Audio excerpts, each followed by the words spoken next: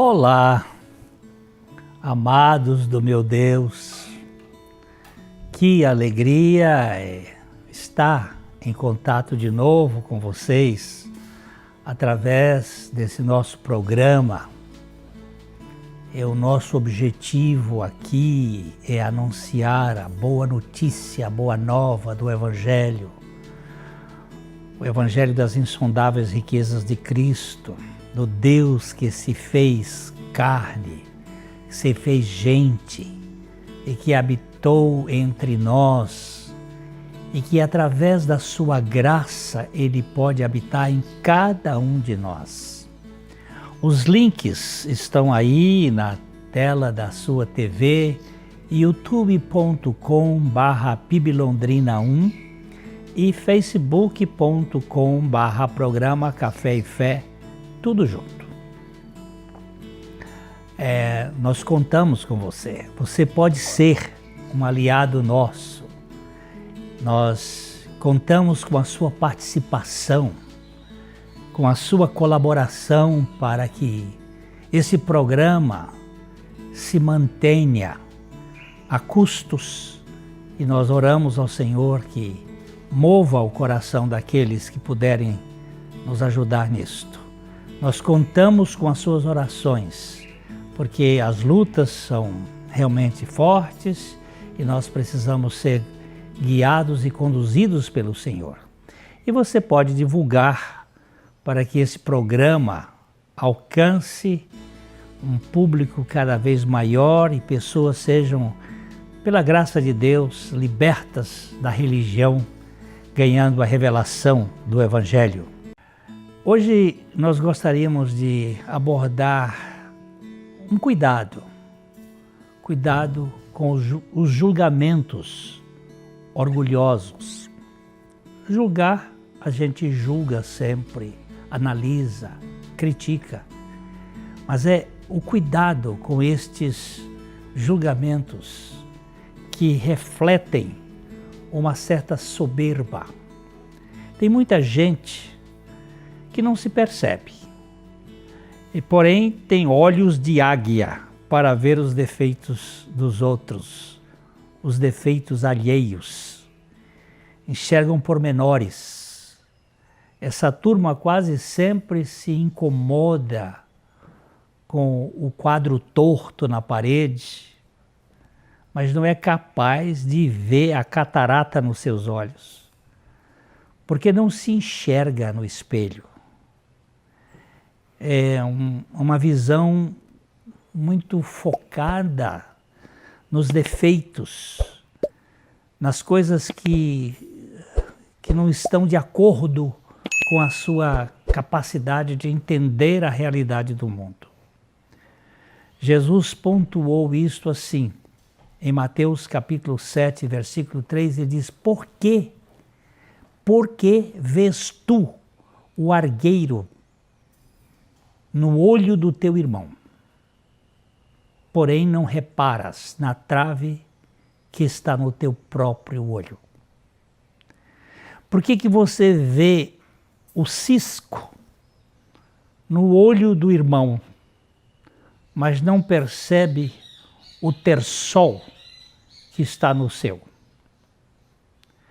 Por que será que essa cegueira é tão complicada e tão implicante? Por que nos esmeramos tanto em ver as faltas alheias e não enxergamos as nossas? O apóstolo Paulo faz uma provocação em 2 Coríntios capítulo 13, versículo 5, ele diz assim: examinai-vos a vós mesmos, se realmente estáis na fé. Provai-vos a vós mesmos. Ou não reconheceis que Jesus Cristo está em vós? Se não é, que já estáis reprovados. Você percebe aqui que ele está fazendo uma ironia. Este verso se conecta com a primeira parte do versículo 3, que é visto assim: visto que buscam uma prova de que Cristo está falando em mim, examinem-se vocês, se vocês estão na fé. O apóstolo Paulo estava sendo criticado e eles mesmos eram a prova do seu apostolado, pois foi através de Paulo que os coríntios foram conduzidos ao Salvador. Ali dentro da igreja de Corinto tinha algumas pessoas que estavam duvidando do apostolado do apóstolo Paulo. E eles estavam fazendo algumas provocações para ele, e ele disse: então examinem-se a si mesmos. Se eles quisessem ver as credenciais de Paulo, deveriam se examinar. Se foi Paulo quem pregou o evangelho a eles, e se eles são autênticos, então, quem está por trás deste evangelho que foi pregado a eles?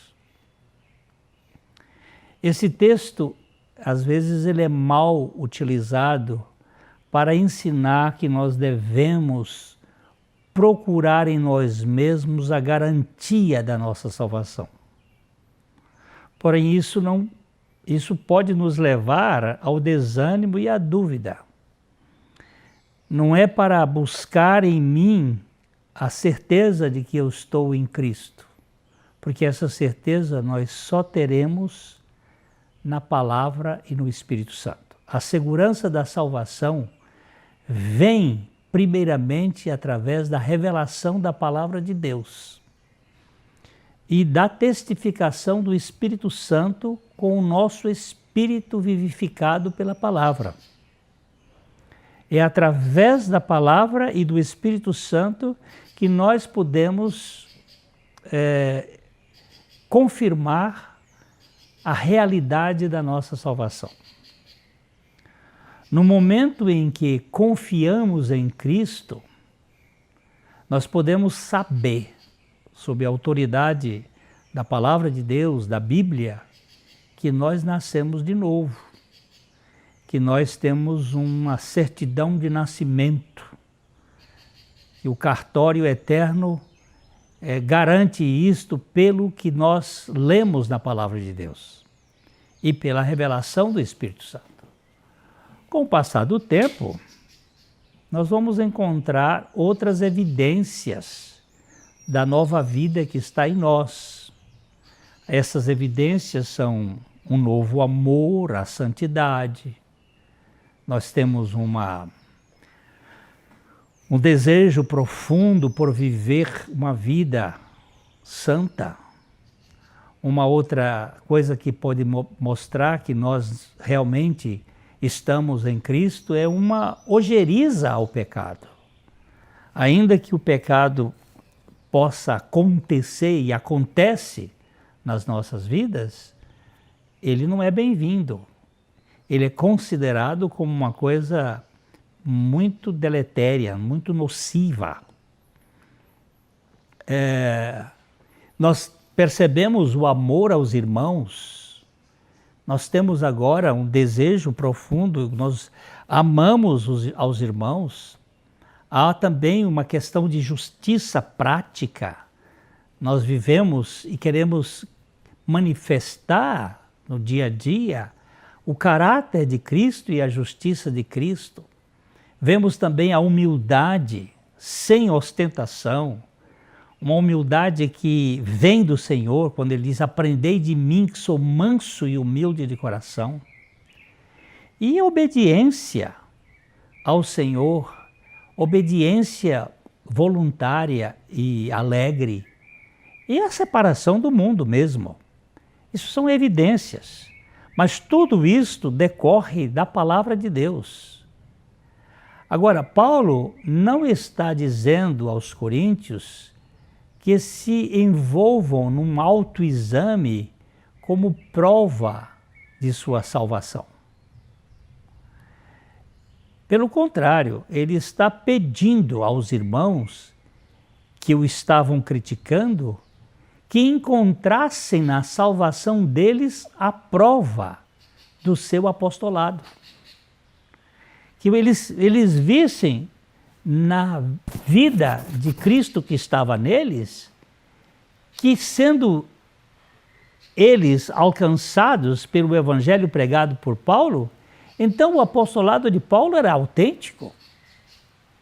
Se vocês foram salvos, e salvos pela pregação do evangelho que eu preguei, então verão que o meu apostolado vem de Cristo. É isto que o apóstolo Paulo está dizendo.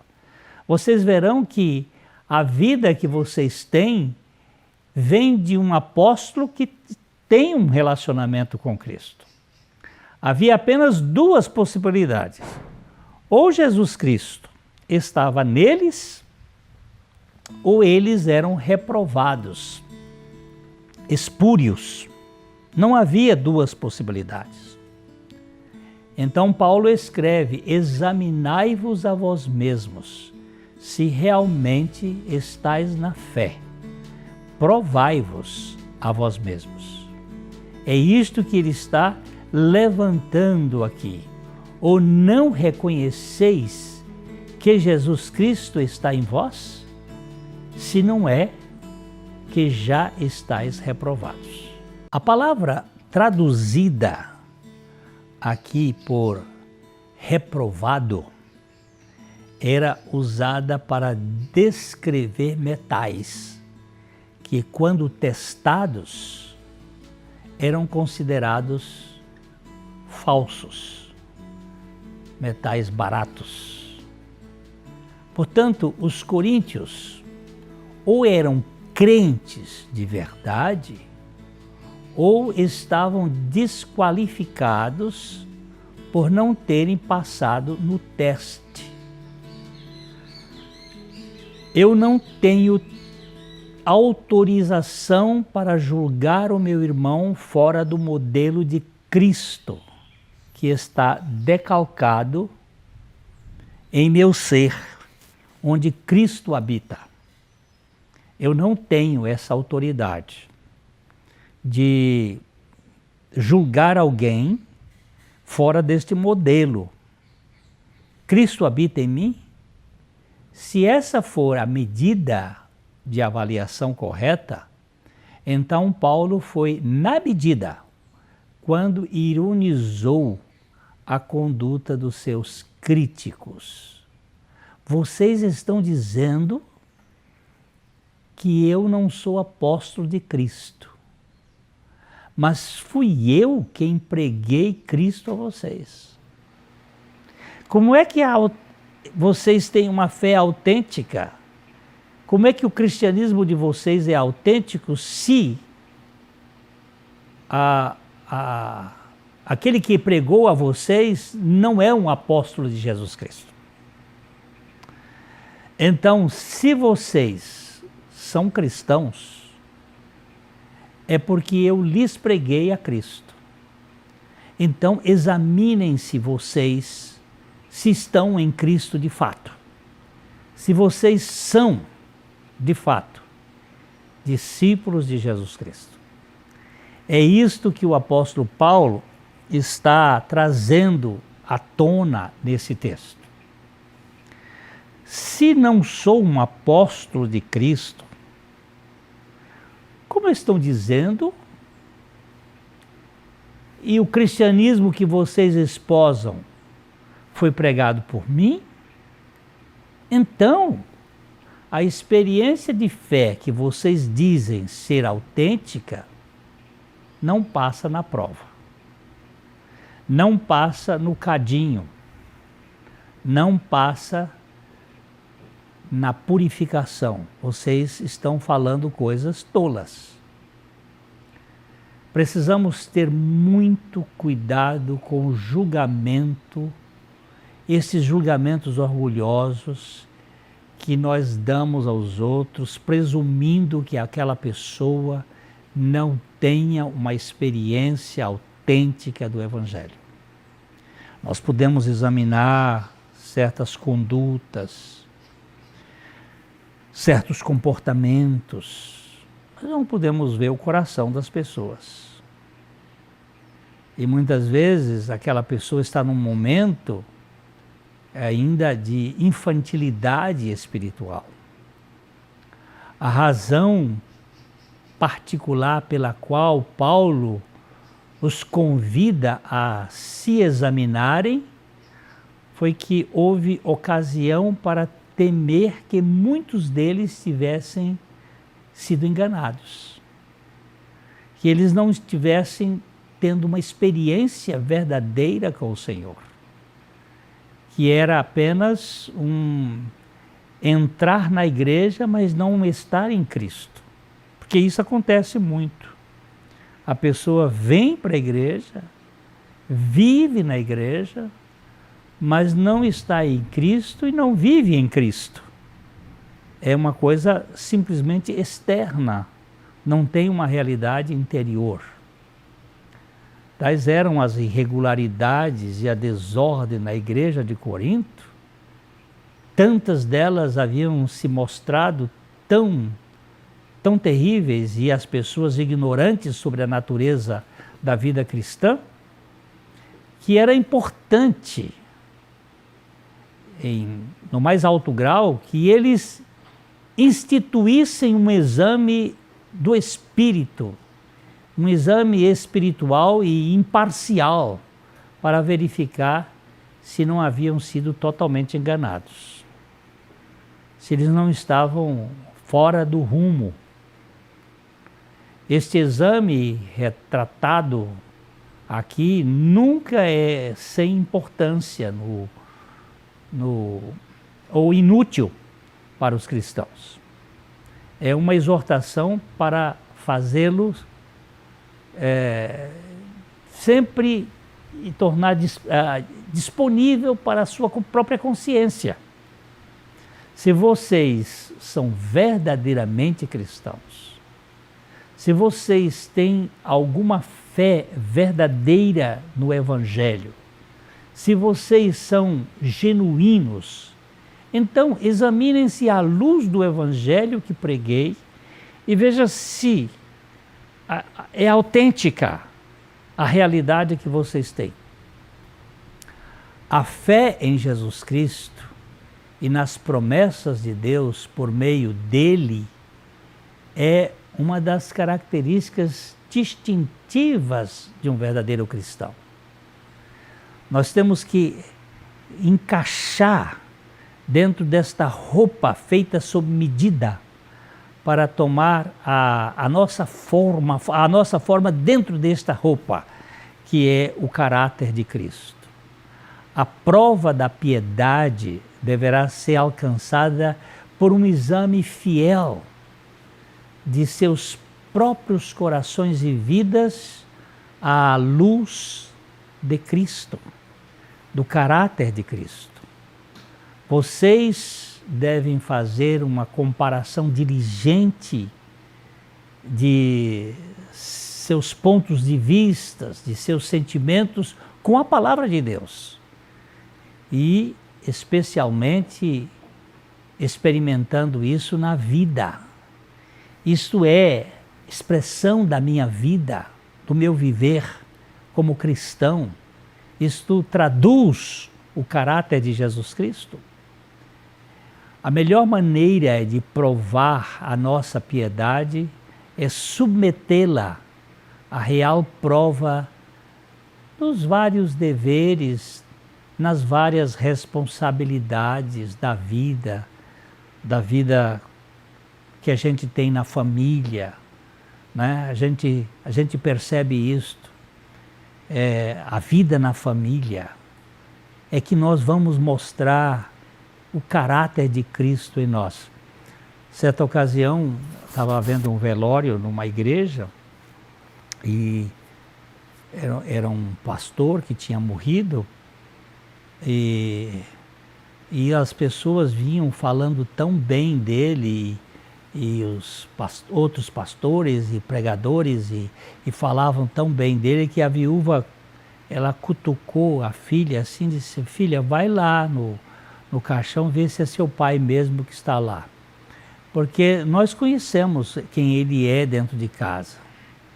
E as pessoas conhecem muitas vezes a gente pela performance na passarela, e não por aquilo que a gente expressa. Um homem que deseja provar um machado para ver se ele é bom ou não, ele não se senta e olha para ele, ou lê todos os tratados que pode encontrar sobre a fabricação do machado e sobre as propriedades do ferro e do aço, por mais valiosas que sejam essas propriedades. Mas ele coloca o seu machado no ombro e vai para a floresta e coloca-o em julgamento lá. É lá cortando a madeira. Se corta bem, se não quebrar, se não se torna cego logo, ele entende a qualidade do seu machado melhor do que qualquer outra forma. Portanto, se alguém deseja saber quanto vale sua fé, deixe-o experimentá-la nos lugares onde ela não tem algum valor. Deixe ir ao mundo, deixe ir dentro de casa, que é isso que vai provar a nossa fé, a nossa maneira de ser. Deixe-o ir e tente viver e fazer o bem,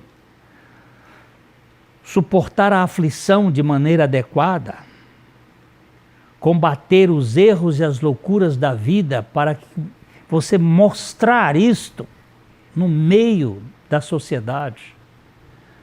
Não se examine criticando os outros, mas examine-se comparando-se com a palavra de Deus e aplicando-a na prática, no seu modo de ser.